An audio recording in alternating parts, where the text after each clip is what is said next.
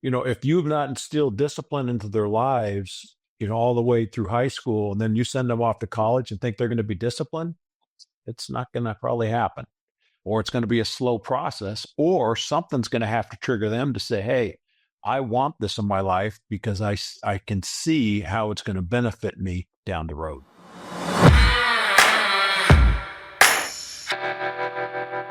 Welcome to the Generation Youth Podcast. I am your host, James McLamb, and I'm excited today. I got to meet a friend through we were on a website together, a community, online community together called the Bestsellers Community. And I was able to meet Dave through that, and he and I talked and stuff. And I just want you to introduce yourself to the audience, but welcome to the show, Dave. Thanks, James. Appreciate you having me on, and I'm excited to be on here.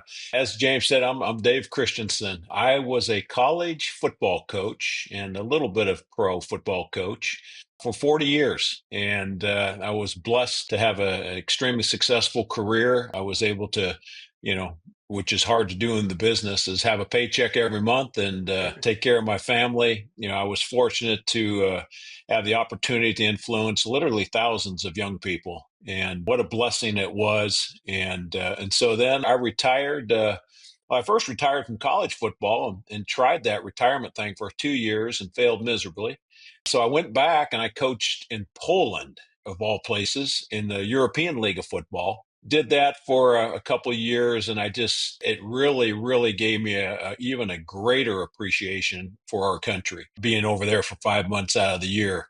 And so I just decided that, hey, if I'm gonna do something and give back, I want to do it in the United States of America to our youth and people in America. And so I'm back. I started speaking business, doing some presentations and some consulting, those type of things, and excited to see what is in front of me. Before we go into what you're passionate about helping young people with and things, I am curious, what drew you into coaching to begin with? I've asked this question to a lot of different coaches, and I love to hear their answers because they vary. And what I've learned is it's the same as with teachers. It's kind of one or two areas. In teachers, either they're really passionate about the subject and they want to convey the information, or they're really passionate about influencing the next generation and they want to do this. And some are a little mixture of both. So what drew you to coaching? Well, it's interesting. Growing up, had three crucial mentors in my life. And I was blessed. I had a two-parent family at home, but we didn't have much. And my dad was a mill worker, and my mom worked in retail. But my three mentors were football coaches. Number one was my high school football coach. Number two was my college football coach. And number three, my mentor was Gary Pinkel for 17 years, who I worked with. Those guys, because of what I learned, and mainly early on, it was from my high school coach and my college coach. My high school coach was the first person to really give me hope in life and in sport and in a future. Brought me in after my freshman year and just, really encouraged me and really motivated me. And then I went on and played at the University of Washington for a Hall of Fame coach, Don James. And the same type of passion there. I was not a great football player. I was a walk-on player, played on the scout team, but the emphasis of getting a degree from him, and then the way I saw the men on that staff affect young people. It really hit home with me that, hey, this is what I want to do. I want to try to have a career leading young men, teaching them how to have discipline in their life, structure, integrity, all the life lessons that I learned playing for these great coaches. I wanted to have an opportunity to do that and give back. Now, no question, I love the game of football, but I have no idea what my win-loss record is over time. But the messages I get online and talking to former players just brings so much joy into my life. And so, so that was basically what I wanted to do, is have the influence on young people that my coaches had on me. So you've had a lot of opportunities to impact youth, to observe young men, college young men as they're maturing, hopefully, as Absolutely. they're coming in as high schoolers who think they know everything, and hopefully leaving as college students to realize they don't know anything. That's the transformation that we want to have. What do you see as some of the issues and problems that they are facing, and how did you want to address it, or how are you addressing that? Well, there are a number of things, and times have changed, obviously, since I Yeah. was in college, right? I mean, we're looking at a 40-year career. The one thing that hasn't changed is I really believe that kids want discipline in their lives. Now, they don't just come out and say, "Hey, I'm looking for a disciplinarian," but to have success in any area or at any time in your life, you have to have discipline within your life. And so, I've always been a real disciplinarian. Discipline has kind of been my superpower. I lacked a lot of things growing up. I wasn't the smartest, obviously, but I persevered. I struggled to get through high school, but I persevered and I got into college. And I went to three colleges in my first year. And then I got into the University of Washington. And again, I've had failures all along the way, but I continued to persevere. And after 6 years of undergraduate, I got a degree. Mm. And the only reason I was able to get it done was because of the discipline in my life. And I knew that early on that, hey, if I'm lacking in some areas, the one thing I could do is I can push myself to do things that most people won't do so that I can achieve my goals and have success, that I could outwork anybody that I came up against. Now, I might not be smarter, might not be more athletic, but nobody was going to work harder than me, and I always had a never quit mentality. And so I think kids still thrive for those things in their lives. And the other thing that I've found, in my coaching career is if you set an expectation, okay, and help people, to reach that expectation, they'll reach it. And the other thing, the other philosophy I always used is, when you're working, it doesn't matter if you're working with grown-ups, you're working with kids, that nobody really cares how much you know until they know how much you care. And so, to me, building relationships, showing kids that you care, I learned through my coaching career as a head coach, I may not have been as easily to approach. I tried to get more susceptible, or not susceptible, but more easily to approach later in my career as a head coach so that, my door had always been open, but I think there was a little bit of a fear. And so you have to be approachable. And the other thing is you have to care about people that you're working with. And if you're approachable and they know you care about them, they'll do anything to have success if you'll lead them. And so, yeah, I think those things still hold true today. I think, attitude is a huge factor in anything that you do in life. And the great thing about all the things that I talk about and that I've used because of me, they're things that take no ability at all because I didn't have a lot of ability. But, you can have a great attitude. Okay. You can be disciplined. You can have attention to detail in your preparation of what you're doing. You'll have to learn to persevere because we're all going to persevere in life.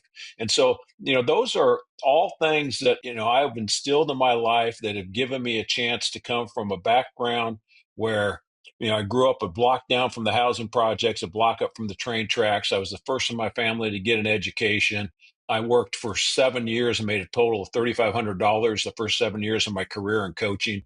Wow. I persevered and stayed disciplined, continued to have a great attitude. And now it helped to find my wife, who for 15 years made more money than me in the first 15 years of our marriage. So she persevered a lot too. But, by just applying those principles of attitude, discipline, attention to detail, perseverance into my life, I had a chance to retire when I was 60 years old. I love those concepts. And I love the first one that you talk about, that they want discipline in their lives. Because I hear a lot from parents and teachers as well saying, hey, this generation, they're not motivated. They don't know how to get up. They don't know how that's going on. I've experienced that myself. I have my oldest is extremely disciplined, extremely hard worker. Actually, has motivated me to do things better. I mean, because the way it works. The second child is not, is completely the opposite. It lacks the discipline to do stuff, even though they're more talented, they're better athletically, and they're smarter than the older. They don't push it. Why? Why Well, are why are they having this struggle? This generation of, early 20s, late teens, why are they struggling so much, you think, with that concept of discipline? I'm not sure why the struggle, but I know this. I generally had 105 to 120 kids on a football team, and every single one of them was different. And Hmm. so, much like my three children, you're talking about the same thing. They're all different. And so one is you got to figure out the hot buttons to push on each and every one.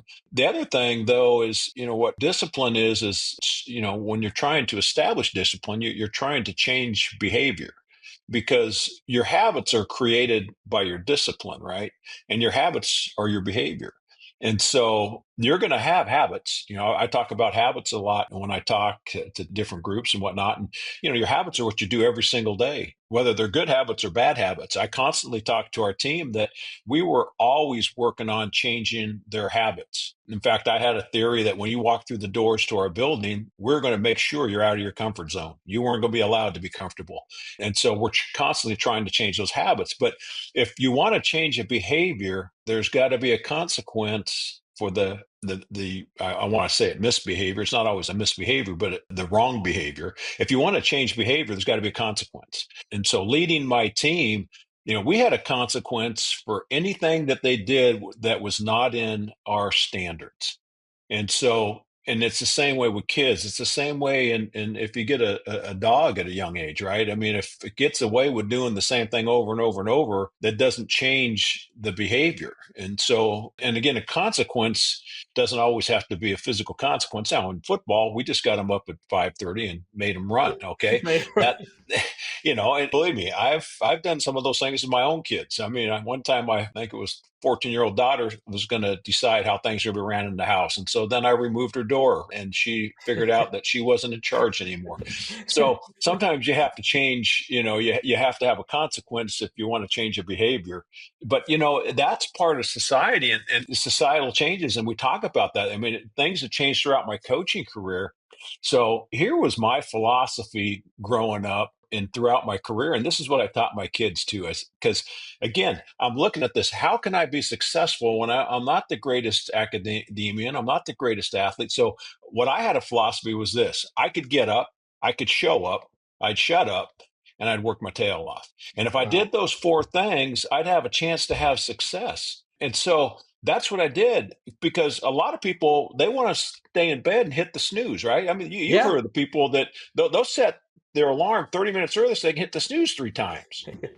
I had to Well, snooze twice this morning. I will say that. So so I don't hit the snooze. In fact, and after I trained myself, I didn't need an alarm because I had the intrinsic alarm that would go off and I'd get up. But so I figured, oh well, I can get up before anybody. I can always get up because that takes nobility. And so the next thing was, show up. Well, hmm. I worked for 38 years coaching college football. We probably had 250 staff meetings a year. So take 38 times it by 250. I was never late to a staff meeting in 38 years, ever. And so I could show up. In fact, one day I was driving down Interstate 5 to the University of Washington. I ran out of gas and I was able to get picked up by a state patrolman, get gas in my car, get to work, have 2 pots of coffee finished before the first full time guy got there because I planned ahead. So I could get up, I could show up. And I remember at an early age, somebody said, I gave you 2 ears and one mouth. And I wasn't smart enough to figure it out, but they told me. So you could listen twice as much as you talk. And if you're listening, you're gaining knowledge, and knowledge is power. And so I took in everything I could take in. And so get up, show up. I kept quiet and listened. And then again, I could outwork people. I may not have been the best at anything, but I would never stop. It was funny. I would condition in the summertime and I could talk to myself and push myself, beyond what most guys would do in the summer. Because if they don't have a workout partner and your buddies are out doing things, it's much easier to go do that. So I learned those things early on. And so I taught those to my kids. I said, listen, society's changed. I know it's not the same as when dad was young, but I do know this: because of the changes, if you'll do these four things, you'll be successful. And I'm proud to say that, my three kids have done those things and they are successful. And I'm proud that, they have those type of attitudes. when you have had this lifetime of experience of working with them, and we were talking offline, and the first time that we connected, that you have felt a passion to put this into writing. And so you have something to not only for athletic teams and young people, but for businesses as a whole. Tell us a little bit about what project you got coming up and how it can help young people with these struggles that they're going through, especially the discipline thing. That's the thing. When you said that, that just really resonated with me because, that's especially the get up stuff.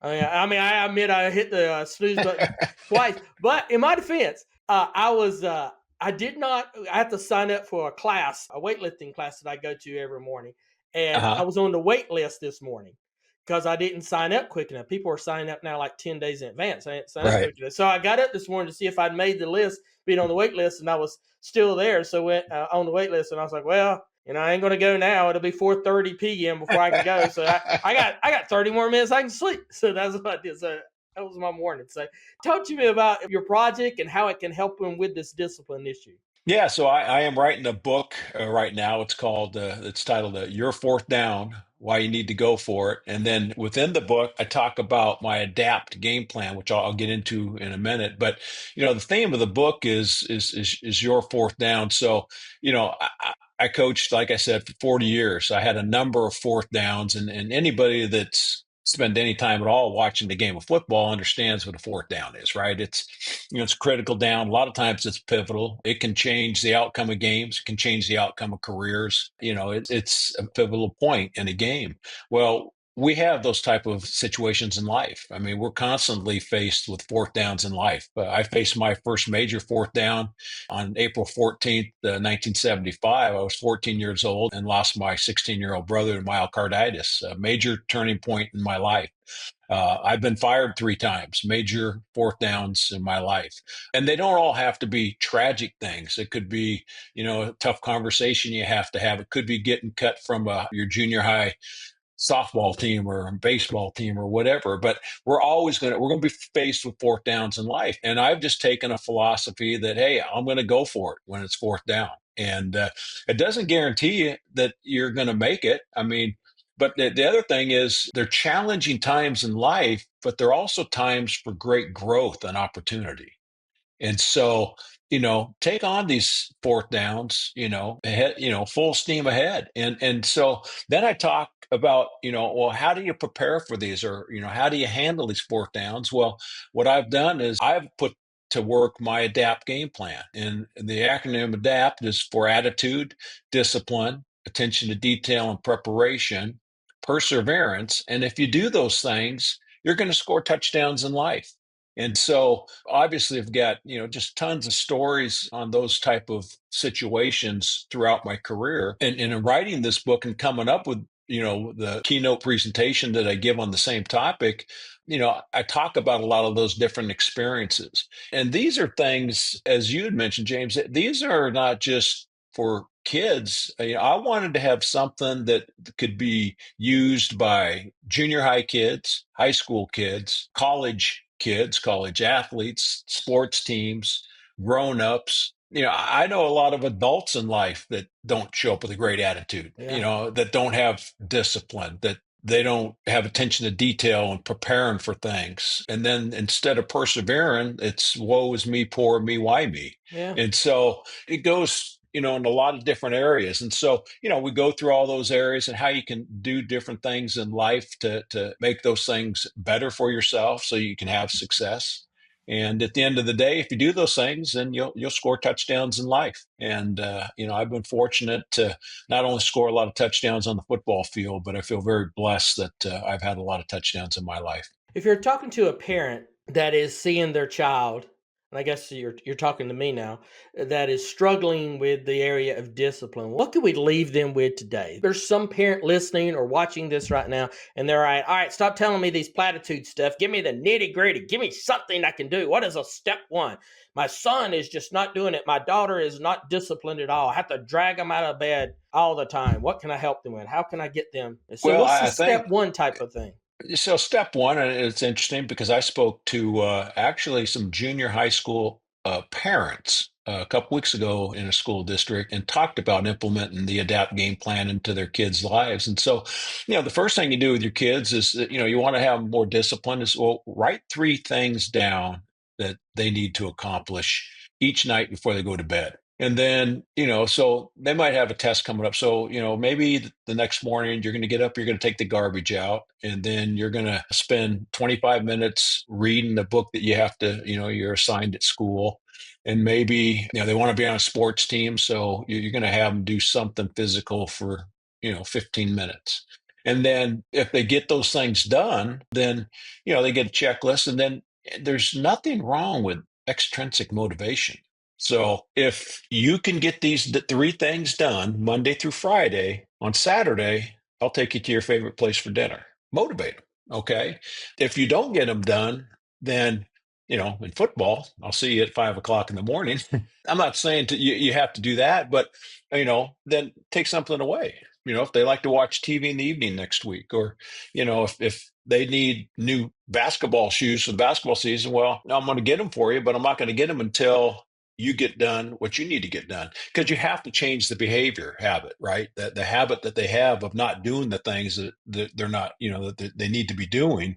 You got to change that behavior and those habits. And the only way to do it, in my eyes, is if you don't do A, then we're going to take away B. Well, And coach, what if they're young adults, maybe they're in college and they're realizing, hey, I like this. And they don't have mom and dad over their shoulder now. They're off on their own. And they say, I like this, but it's one of those catch 22 things. They know they yeah, lack the discipline, but they don't have the discipline to change the discipline. They're lack of discipline.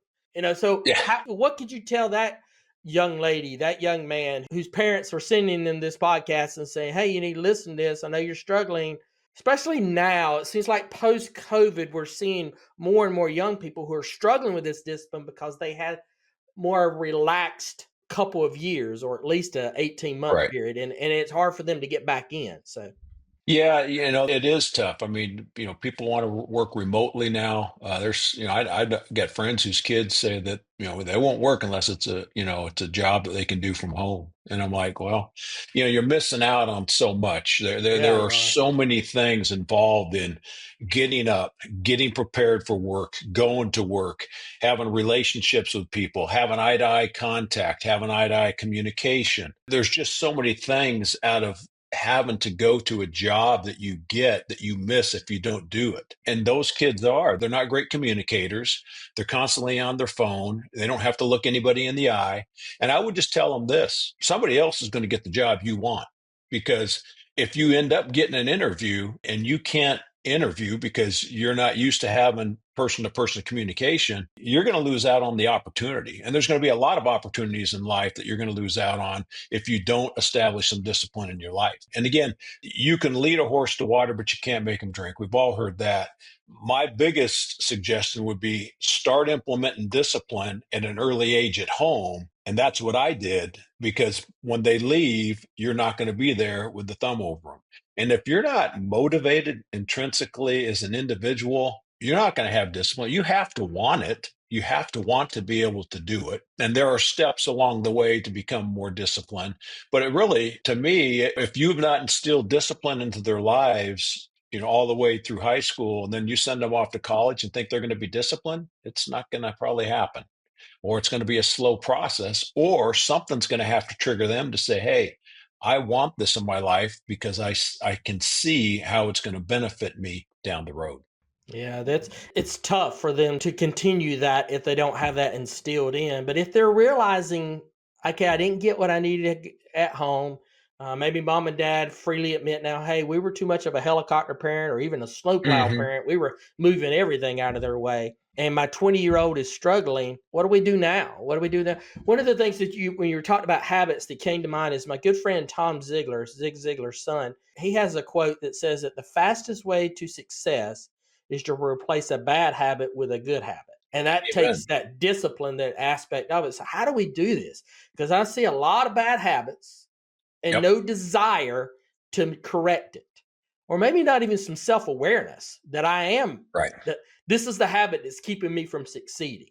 That may be the bigger problem, coach, is that they got kids that they're not reaching their goals, or they don't, they're not Hmm. accomplishing what they want, and they don't realize this is the barrier. So how do we help them through this? Well, so first of all, they've got to accept input And it was a little easier for me because, see, I had kids that came to me, and for 4 years, they were going to get their habits changed. So they had me to hold them accountable.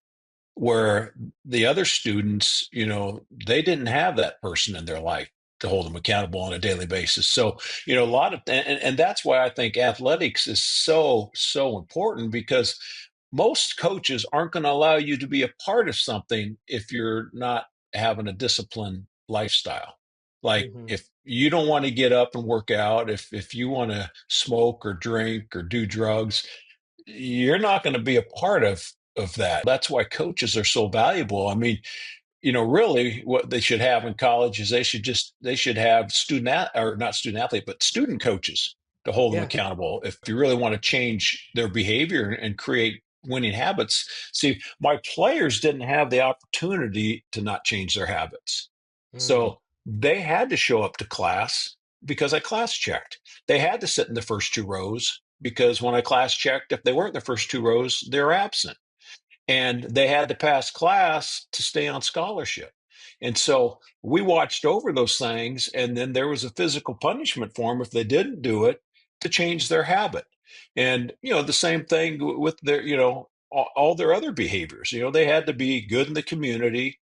They had to be respectful, and it's the reason that so many people now try to hire former college athletes, because they had to have that discipline in their lives to make it through at least a good program. And writing this book, I've been in touch with a lot of my former players, and those are the lessons that they carry with them today. I'm getting quotes back from a number of these guys, and talking about in their careers using the things that they learned when they played, in college. And so, they had somebody to hold them accountable. And, a person that does not want to get up and go to class, that has no consequence or has nobody to hold them accountable, I don't know if there's an easy answer for that. You have to want to do it. Like, you know, I wanted to have success. And that's why I decided that I was going to be extremely disciplined, because I could push myself to do those things that it took. Just a kid that goes off to college, it's going to be tough to do that. I agree with you. Dave, if our audience is excited about this and they want to connect and learn more, or maybe invite you in to be a part of their community and stuff, where can they find you? How can they get in touch with you?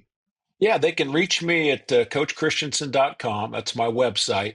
And we're still working and improving that. We're going to add some videos to it soon, but they can contact me on there. They can also contact me through LinkedIn. I'm on LinkedIn.